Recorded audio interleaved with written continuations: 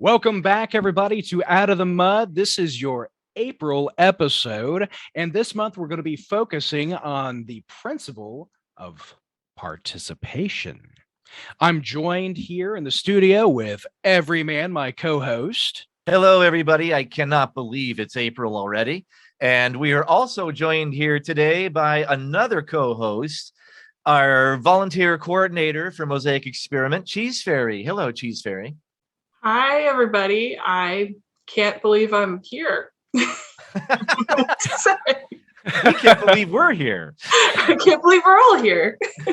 I can't believe anything is here.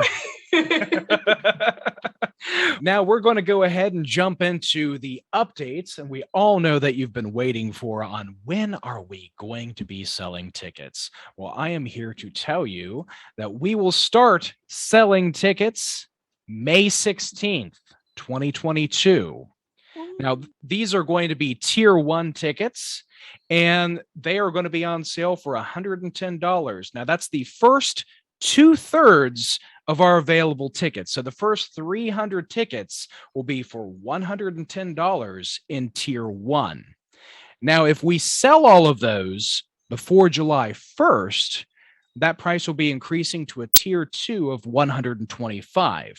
If we don't sell them on July 1st, that tier 2 will be active. Now, Everyman, why don't you talk a little bit about why we increased the prices this year from 2019, where it was, 80 and 90 for the tier 1, tier 2 structure then? Something like that, roughly around $85. We've had that for a number of years. And now our tier 1 is going to be $110. Our new tier 2 will be $125. And fact is, our expenses have gone up somewhat radically in the case of event insurance. We found that there aren't a lot of insurance companies now that insure events like ours. There's only about 3 companies now that do it. And we are guesstimating that our expense for insurance this year is going to go up by a factor of 10. In addition to that, porta-johns are getting more expensive. In addition to that, the golf cart rentals are getting more expensive. So everything's getting more expensive, and it's forcing our hand. We've done the math, and if we charge what we used to charge, we would not be able to afford insurance this year. So we have to bring the price up. Now, we're doing a number of things and offering some programs here for needs-based tickets. I know in previous years, we were calling it low-income tickets, and we're still going to have that as an offering, but it's a part of a much greater program that Cheese Fairy here can explain more to you about. Yeah, thank you, Everyman. We know that while it's totally necessary to increase ticket prices for Mosaic, that costs on everything else are going up too. So this might be a challenge for some members of our community. So MOrg has agreed to expand the number of needs-based and low-income tickets that we sponsor. In previous years, we had 9 available. This year, we'll be going up to 15. In addition to that, we're also opening up this opportunity to the community to offer, for folks who are able to offer a gift ticket. Now, is that going to be run through the Mosaic Ticket Exchange and Rideshare group on Facebook? So you will be able to access the gift ticket exchange through there, but we'll be asking everyone to submit a quick form so that we can match donors with folks in need of a ticket. Now, how long is that program going to be staying open for? So we're going to keep the program open for most of ticket sales. So it will close about 1 week before the close of ticket sales, or when we sell out of tickets, whichever happens first. We've done that in previous years with Mosaic. That's how tier 1 worked. There is a limited number of tickets. And if, say, that number is 100, all 100 of those tickets sell out in a week or even a day, then that's it. Tier 1 is done. Then you kick over to tier 2. Or if they don't all sell, say you only sell 99 of them, tier 1 will be open all the way up until that date, that fixed date for tier 2, which for us this year, again, is July 1. Whichever happens first. We sell all 300 of those tickets in a couple of weeks because you're really excited to come to Mosaic, and we'd really appreciate that because then we have money that we could spend right away. If you do that for us, we'd love it. But then that's it. It kicks over to tier 2. Yeah, that would also help us fund the art grants, which another update that we have is that the art grant applications are going to be opening up on May the 13th. That's right. Now, yeah, and those are going to be open all the way up until July 18th. That's when the art grant applications close. Now, as for our other updates this month, we still have a lot of open positions on the MOrg to fill, including our art grant lead, our DPW CoLead, the greeters CoLead, placement lead, promo CoLead, ranger CoLead, scribe, ticketing lead, and web CoLead. Now, everyman, let's talk about some of these lead positions that we have open. Give us some information. I know we talked about this last month about the art grant lead for maybe people that might have missed that. What are some of the responsibilities the art grant lead has? Art grant lead is pretty much keeping after anybody who's applying for an art grant and making sure that they do their part to earn the art grant. And that's really it. I mean, you have to be somebody who's really good with responding to emails. You've got to be aggressively going after, because again, we're trying to get the money to the artists so that they can make their art. We want artists to be able to do their arting as soon as possible. So somebody needs to push the paperwork, push them through the process so that they fill out the right forms and fulfill their various obligations, depending on the art piece, or if it's an effigy. It's going to be different, obviously, but just to make sure that people do their part, that they respond, that they show something for the money that they're getting. You get half the money pre-event, and then you get the rest of the money after the event, after you've shown that you have come to the event to do the thing you said you're going to do. So be good at going after people, be good with emails. You don't necessarily have to be a people person. Because you're just trying to get this information out of people. You could be comical about it. You can have fun with it. Our previous, one of our previous art grant leads, Dominic, was very good with that position, and having a lot of fun with the email, the back and forth process with the artists. So you can absolutely enjoy this position. And the great thing about it is you are working directly with the artists in the community. You're seeing all the ideas as they come together. So you're getting that front row seat before anybody else gets to see it. You're getting the teaser trailer of Mosaic, seeing all these art grant submissions coming in before your eyes, and working directly with the artists. You get to know these artists before anybody else does. You get to work with them during the event and capturing this in real time as it's being made. And that's one of my favorite things, is just observing the magic throughout the years, Corvus, when we're talking to artists on this podcast and interviewing them, and people that have done past art installations and effigies. It's exciting just to get to know that person and to get to know those people and see how their brain works, and look at other projects that they've worked on. You get to do that directly. You get to work with these artists throughout the year, right through the art grant process. There's a time of year where the art grants open and the art grants close, and that's where you're going to be the most active. So it's not like it's busy all year round for you. It just, things start ramping up in the summer, and then you have to make sure that they make that art at the event. As long as they brought it, they get the rest of their money. Yeah, and again, the art grants will open up on May 13th, and they will be closing on July the 18th. Now, that art grant lead position is extremely important this year, because last year with the digital burn, we had the effigy grant open up, but we didn't have the funds for the art grant. Now, this year, since we didn't get to experience, the full effigy or the temple that we had set for an in-person event last year, we're going to be able to have the funds to have that art grant open. So we definitely need an art grant lead to help filter through all these submissions that will be coming in. All right, Corvus, I know my favorite people to meet at any burn are the greeters. Tell me more about what it's like to be a greeter co-lead. Well, I wish Showman was on the call right now, because he would have a lot to say about the greeters. But no, greeters are certainly one of the first faces you see. Literally the first you see after gate. You go up to gate, they check your ticket, check your ID, make sure you are who you say you are, in you go. Then the face of the burn, the face of Burning Man, is the greeters. Those are the people that say welcome home.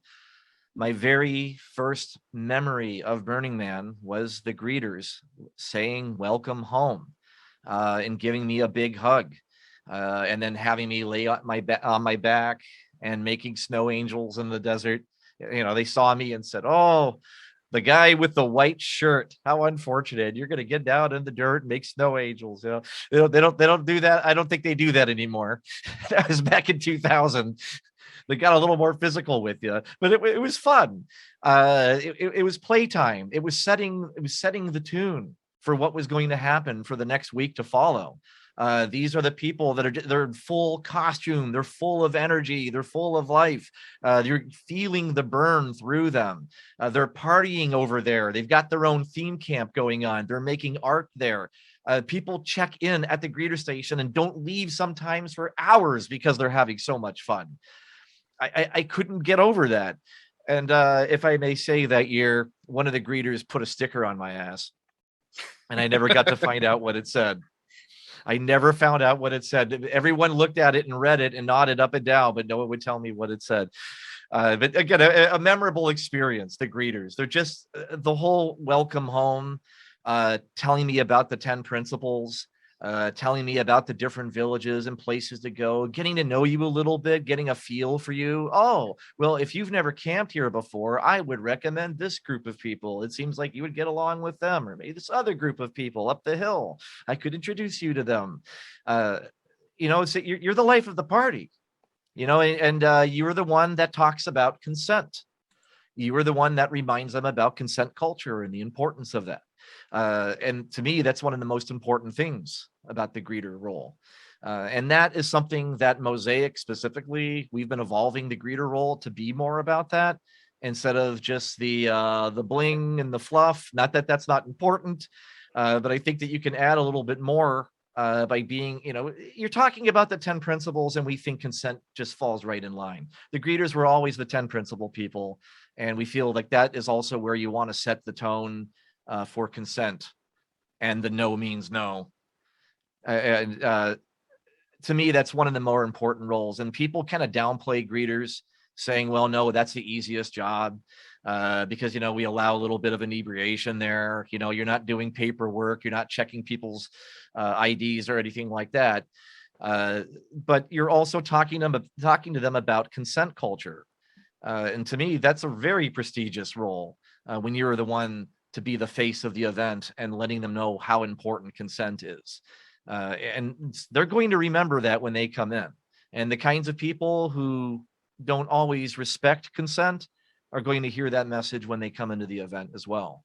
And something that they may have considered trying, they may not try after they hear that, because some people get the wrong idea of these Burning Man events, that everybody is loose and it's really sexual. I mean, it can be a sexualized event. There's sexualized art, but they feel that it's okay because of that they can just put their hands on somebody without getting their consent.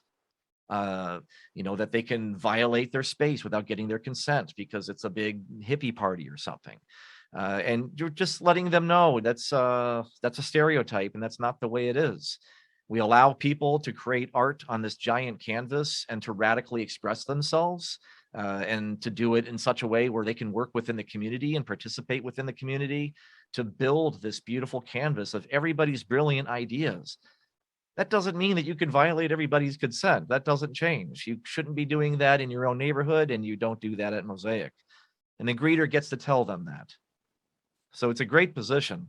And there is a co-lead opening. And if that intrigues you and that speaks to you, please go to mosaicexperiment.com. And then there's information on all these positions that we're talking about here.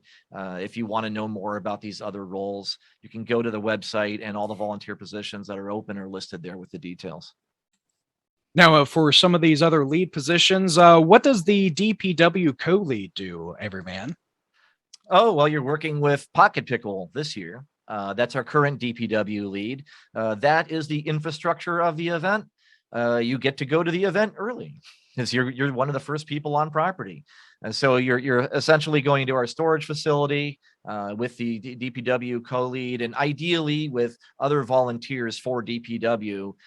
You're just one of the people leading that effort of going to the storage facility, loading up the truck to take all the equipment to Mosaic, to help set up gate, to help set up the infrastructure, help set up the parking lot, those sorts of things.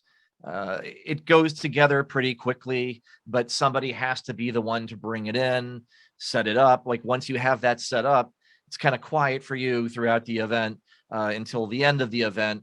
I'm sure Pocket Pickle's laughing at me right now because it's not always quiet. If there's rain, you're definitely involved. Wood chips, you'll be putting wood chips all over the ground so that the ground could be a bit more drivable for people still coming into the event. So you'll be maintaining those efforts and then bringing the equipment back at the end of the event, breaking everything down, loading up the truck, going back to the storage facility and putting it back there. So, it's a more physical leadership job as far as what you're doing pre-event, during the event, and post-event. But throughout the year, it's kind of quiet. It's much more of a on-site thing, so if you don't really have time to be very involved throughout the year, but you're definitely going to have time like for about 8 days. You get to the event a couple days early, you stay a day late to make sure that everything gets broken down and taken out of there. If you have that time frame open, you're going to need it to be that co-lead to qualify for it. But that may be the perfect role for you if you don't want to be too busy throughout the rest of the year. You would be showing up to the meetings. We have meetings once a month, unless we're getting really close to the event, then they get more frequent. They become bi-weekly or weekly, depending. So you could show up to those and you have a say in the decisions that we make. That's the way we operate, is all leads. Honestly, if you're on the call with us, we take what you say seriously. We want to hear it and we weigh your opinion equally. It's just the way we've been organizing for years and it's worked out for us. I know that's not always common to do things that way, but we love it. It's been working great.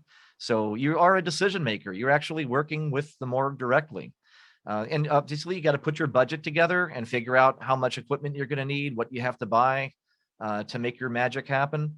But it's a very important role. And I'd say one of the more prestigious roles because you are there on site, being seen visibly, helping literally build the event. You are making the canvas on which all of the art is created. Now, another open position that we have is for placement lead. Now, the placement lead is responsible for creating like the best possible layout for the event. Given the requirements and the participants and the land conditions. So you're going to be looking to maintain some contact with some of the participants, especially with like the theme camp leads and some of the art grant recipients prior to the event occurring. And then looking over the map, the layout of Reclaim and allocating all that space appropriately and, communicating with the other departments, designing the map and arriving on site early to clearly mark the map perimeters. Yeah, their busy time of year is more closer to the event. So as the art grant lead starts getting a little less busy, placement starts getting more busy because now we know where these theme camps are going to be, these registered theme camps. Now we know where the art installations, now we know what they are. Now we have to think about where to place them. So that's about a month and a half. Yeah, about 3 to 4 weeks before the event, when the registration closes, you'll be following up with all the theme camps and the art to finalize some of those details and stuff. That's another one of those positions where we do show up to the monthly meetings.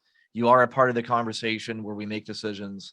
Your voice is heard just like everybody else's, but it doesn't really pick up until we start getting, once art grants start opening up and people start building their art and what theme camps are registered and what art installations exist. So then that's when you have to start figuring out where to place them. It's really just a couple months out of the year. That's it. Now, Everyman, tell us a little bit about the Ranger co-lead opening that we have as well. Ranger is a position where you get to know everybody in the community during the event. And that is one of my favorite parts of Rangering. Kind of the way I look at it. You're not security. People think that, like you're security guards or they're policemen or something like that, volunteer police, and that's not it at all. Mostly just looking out for the safety of the event, making sure that people are healthy, that they're okay. If you see something that, looks disconcerting, or somebody is looking sick or ill, or they're getting too much heat from the sun, because it's happened one year, get on the radio and call over to the medic, and maybe get that person checked out. Sometimes part of the role is intervention. If you see some disputes taking place, you want to change the tone and the temper of those conversations. If you're a good mediator, this is the role for you. But it's, to get to know people and get a feel for the community and where you might want to keep your focus. It's one of those roles where you start walking around the event and you just introduce yourself to all the different theme camps and get to know the theme camps. They get to know you, they get to know your face. You've got a familiarity with them now. So if you ever need to approach those people for any reason, they've already seen you. They've already talked to you. They already know what you're about. So you just talk to them a little bit about what the Ranger does if they're new to that. Or maybe you might be looking for volunteer recruitment. This Ranger lead does that too. You're always looking for Rangers. You're always looking for volunteers. Those night shifts are harder to fill. But I know a lot of people that are up all night who are the so-called designated drivers of Burning Man. Where they don't like to drink, but they like to socialize and they like the nightlife. So they're already out there and they're awake anyway. If that's you, you might be perfect for being a Ranger. Yeah, and I know like some of this might sound like intimidating to some of the community, because as you always say, our community is built up of some of the most introverted people out there. But it really is. This is the co-lead position. We've brought on a Ranger lead this past year, Cheese Pants, who has been, he's headed up Rangering for a long time, and not only very that, experienced Ranger, works in a lot of activism and everything. So Cheese Pants can definitely show you the ropes, get you set up, and it'll be a nice, easy transition for a position that we need filled. But yeah, no, Rangering is if you're a social person and you like to get to know people and like to meet people, I mean, to me, that's the best reason to do it. Going to these events, it's kind of daunting when you think about it, 450, 500 people. But just, this is like the perfect excuse to just kind of comment, hi, I'm a Ranger on shift. This is what we're all about. What are you guys doing? What's your theme camp all about? So you get to meet all these new people and get to see the art firsthand throughout the event. And it's just great. And I'm kind of one of those people that does this already. I just go from camp to camp. I don't sit in one place too long, maybe 15 minutes here, 15 minutes there. So again, if that's you, that's the kind of way I go all night, just camp hopping. But that's keeping your eyes out, keeping your ears out, just making sure everybody's safe, that everybody's happy, everybody's having a good time. That's it. Now, as for the ticketing lead, what kind of responsibilities are we looking for in a ticketing lead position? A current ticketing lead, and Dirk Goddess has been doing that for the years, and that is working with brown paper tickets. And you're dealing with people that are purchasing tickets, and they have questions about the purchasing process, or maybe something happened, maybe there was a glitch in the system. They would email tickets@mosaicexperiment.com. If you were the ticketing lead, that would be you. But you are dealing with the event's money and financial transactions. So we would want to trust you. Hopefully we would know somebody who knows you. And, we would be vetting you for a position like this. Clearly we're dealing with community money here. So if you've been doing something like this before, if you've run ticketing for other events, maybe you've run your own events, you might be ideal for this. If you've done some accounting, really it's just dealing with the numbers in this situation. But also you're going to be responding to emails, and you're going to be keeping track of the overall ticket count. People will be asking you frequently, how many tickets are left? How many tickets are left? So you want to be keeping a Google Doc out there. Just keep sending people the link that says the amount of tickets that are left. At least internally. It's like we don't post those all the time because it's changing constantly. But you would be keeping track of that. And once tier 1 would open up, it would be really busy because a lot of tickets are going to sell immediately in that first couple of weeks. Then it tends to get quiet. Like if we don't sell out in that time period, it just gets quiet until tier 2 opens up.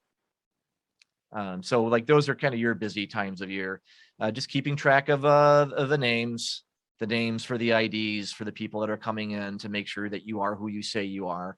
That's going to validate against their ticket purchase. So we make sure that the name of their ID matches up with the name of the ticket purchase. So you would be providing that information to Gate as a ticketing lead.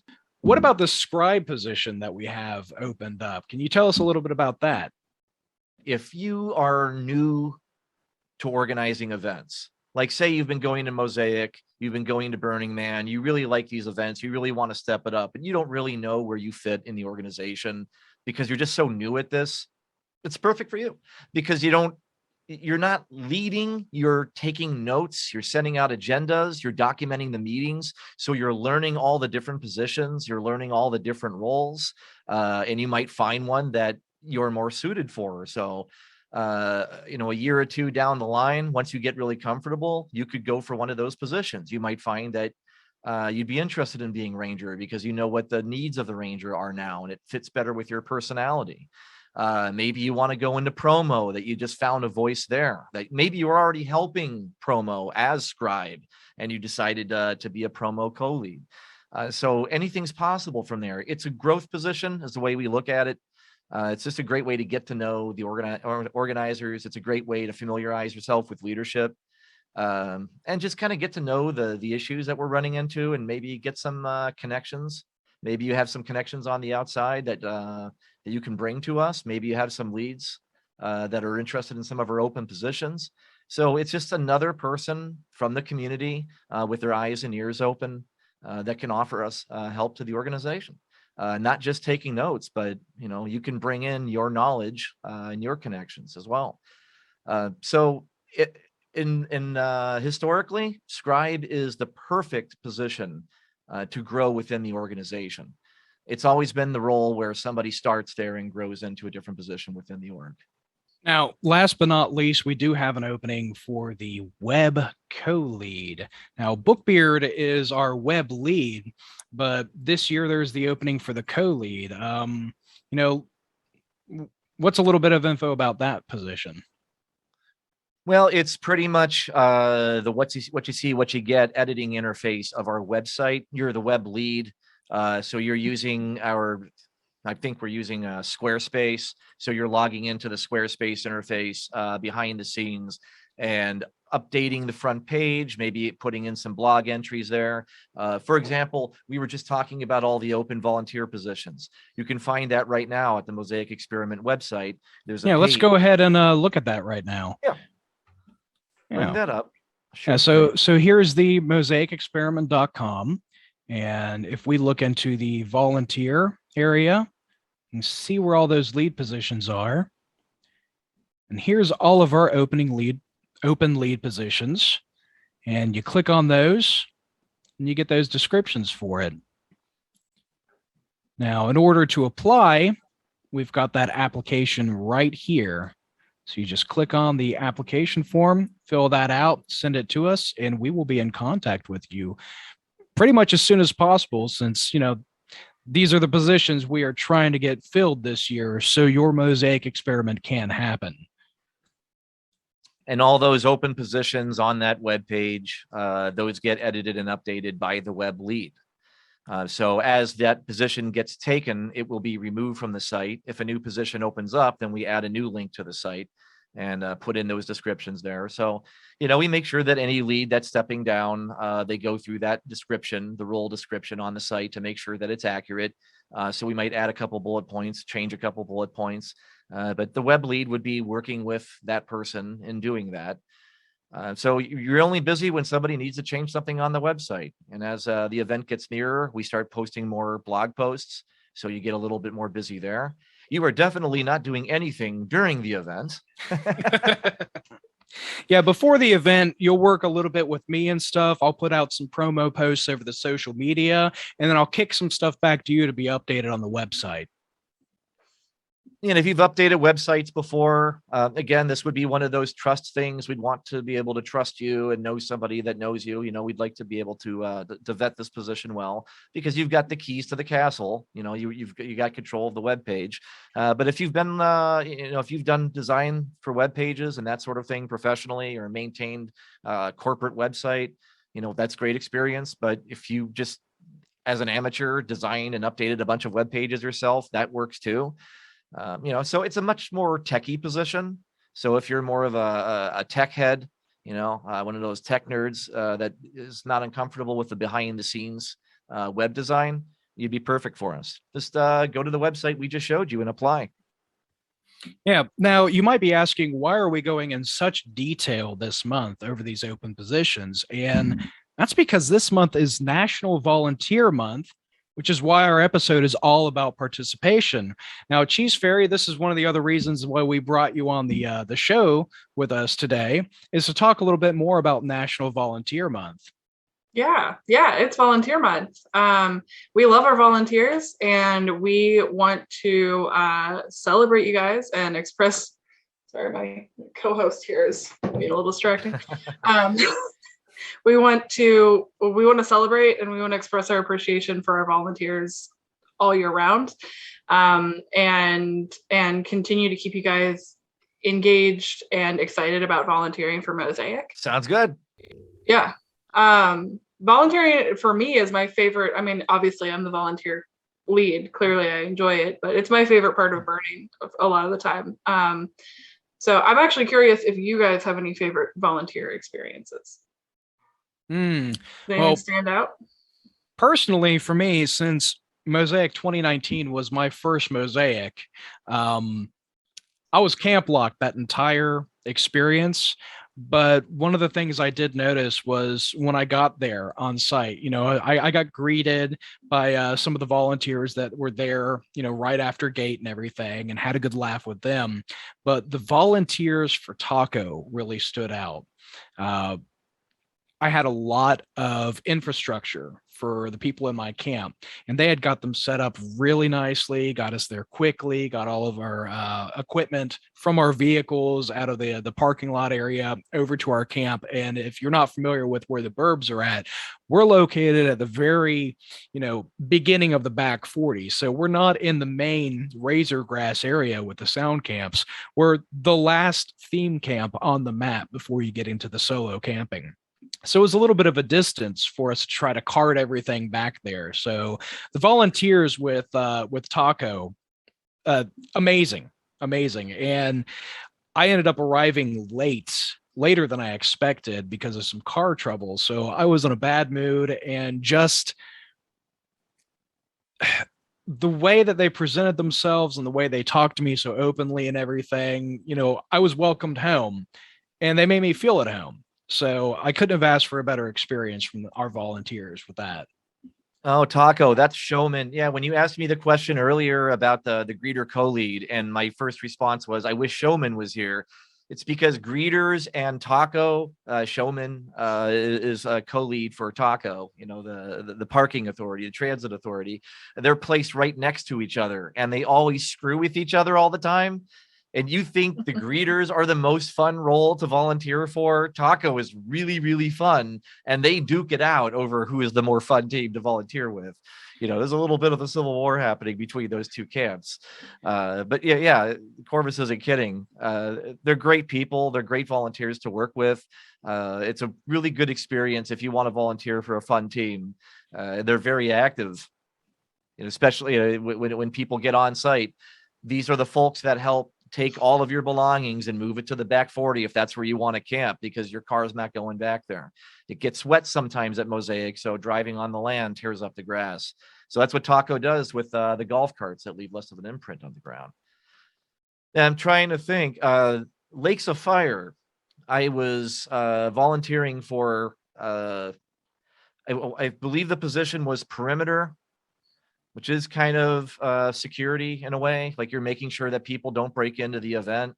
And they pair you up with another volunteer. You don't really get to pick who.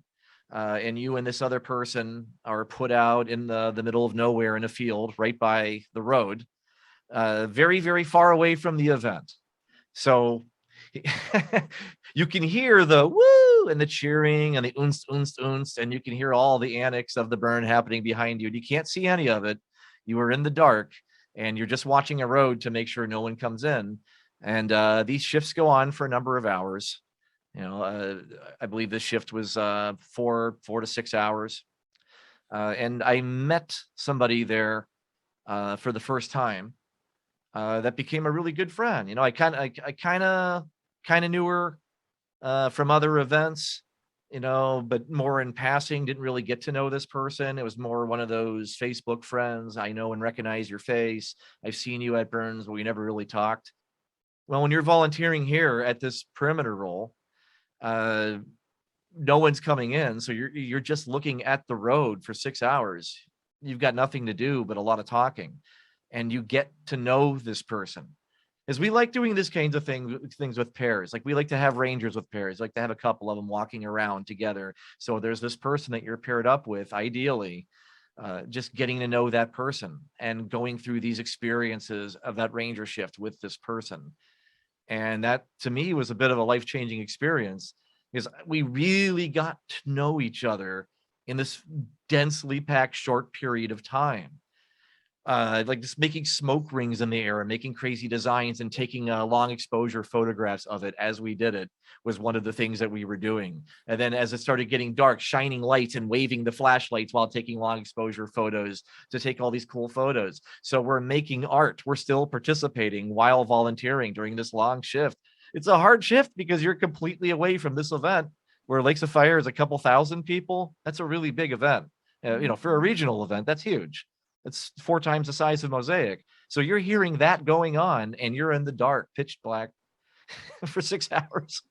And this person made that a magical experience for me. That wouldn't have happened if I didn't volunteer to do that. I got paired up with this great person, this great community member who friends with to this day. I got to know so well just because I volunteered. Oh, that was a sweet story. Yeah. What are some of the memorable volunteer moments that you've experienced, Cheese Fairy? I was just thinking about that. I would have to say my absolute favorite volunteer shift was at Transformers in 2019. It was a sanctuary shift, early morning sanctuary shift on, I think, Saturday morning. And at Transformers, Sanctuary is up on the hill above kind of the main center camp, and that's a huge burn as well. And we were really fortunate that nobody needed the sanctuary space during our shift, which is always what you hope for. I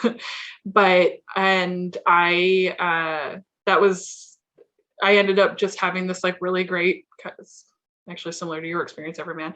I ended up having this really great bonding experience with my co-volunteer, where we sat and actually talked through relationship problems. Complete stranger to me before I started my shift with him, and talked through a whole bunch of stuff that we were both going through, and got to watch the sunrise over the burn, and it was just absolutely beautiful. And that ended up being a really hard burn for me for a lot of reasons, but so that is actually my fondest memory of that entire weekend. So that's a beautiful story. Yeah. Thank you for sharing that. Yeah. But I think we should shout out our Leave No Trace volunteers, because yes, definitely. Leave No Trace is near and dear to my heart. It's one of my favorite principles. And that's a great shift if you want to cruise the burn, get to know the burn, but not necessarily have to interact with a ton of people. And also if you're just really stoked on the environment, which I think a lot of burners probably are. Yeah. Mentioning the environment, it's Earth Day in a couple days. Mm-hmm. So yeah, that's another opportunity for people to volunteer. If you want to get out there on Earth Day, plant a tree, go out and, take some garbage bags with you, pick up some trash from your local park. That's a great way to volunteer to help leave no trace when you're not at a burn. Yes, I actually was a couple of years ago. I was a administrative assistant in the hospital, and I convinced the hospital CEO to go clean up a state park with me on Earth Day. It was like a Nice. Claremont County organized thing. And I don't know what got into our group, but we ended up pulling out a whole bunch of stoves that somebody had dumped in a ditch, and packing them all into the back of the CEO's just immaculate Suburban. Was this over at East Fork State Park It by sure any was. chance? Sure was. Yeah. If you were wondering where all your stoves went. Yeah, we pulled like 5 large pieces of machinery out of a ditch and put them all in his car. And he was so polite about it. You could tell he was horrified, just absolutely horrified. It's still to this day the only time I ever saw that man wear blue jeans. But I think leave no trace is something everybody can get behind. I asked because there's several trails that I habitually follow along East Fork State Park. I live very close to it. And I remember the stoves being there. And then at one point in time, they just weren't there anymore. You're damn right they weren't. Well, thank you. I appreciate that. But luckily I had a tetanus shot, but it was a good time. Stroke of luck. Yeah, L&T is one of those volunteer positions that isn't really busy until the event is over. And DPW is one of those that's really busy before the event starts. Also when it's over. But our L&T team run by Esther and Dylan, a fantastic, well-oiled machine. By the way, if you're interested in working with them, email lnt@mosaicexperiment.com. They're a great team to work with. If you love working with nature, if you're one of those people that loves wandering around in the woods, that is literally what you're going to be doing because everyone is off the property. Also, those nights when everyone is off the property, those evenings when you have one of the last campfires going and you just hear how quiet that land is when no one else is there, but just the L&T volunteers. Unbelievably gorgeous experience that I can't put into words. You have to experience it for yourself. So you'd be staying that extra night, there's that benefit there. You'd be staying Sunday night. Monday, get up really early in the morning, and they're just trucking all the way through all the fingers of the land, picking things up in shifts. And it's a very well organized, well-oiled machine, the way that they do it. And you don't really see much of any trace when they're done with it. And we love to hear the good reports that we left less of a trace that given year than we did the previous year. But sometimes there are some theme camps that are bigger offenders than others. There are no trash cans on this property. You have to pack everything out and make this roll as easy as possible for L&T, so we don't have to worry about where are we going to put all your stuff. Please pick up after yourselves first and foremost. But if you want to work with the L&T team to do that, again, email lnt@mosaicexperiment.com. I definitely plan on taking up a shift with L&T this year. Oh, yeah? Mm-hmm. Yeah, Esther and Dylan are great to work with. We've been with them for years. You couldn't ask for better leads. And they're just fantastic, charismatic, fun to talk to, fun to work with. And it's a great shift. I would volunteer for whatever department Esther was running, frankly. That's how I pick my Same, hard saying. She's going to tell you exactly the information you need, loud and clear. And I feel like we're honor bound to remind everyone to please put the lids down in the portos. Yes. Oh God, yes. Yeah, we want to hear your stories. We want to celebrate all of the great time you guys have been putting in volunteering for Mosaic and other regional burns. So send your stories into Corvus at promotions@mosaicexperiment.com. And we'll start celebrating those on the Mosaic social media pages. Or if you'd like to come onto the podcast as a special guest, hit us up on that as well, and we'll get talking to you.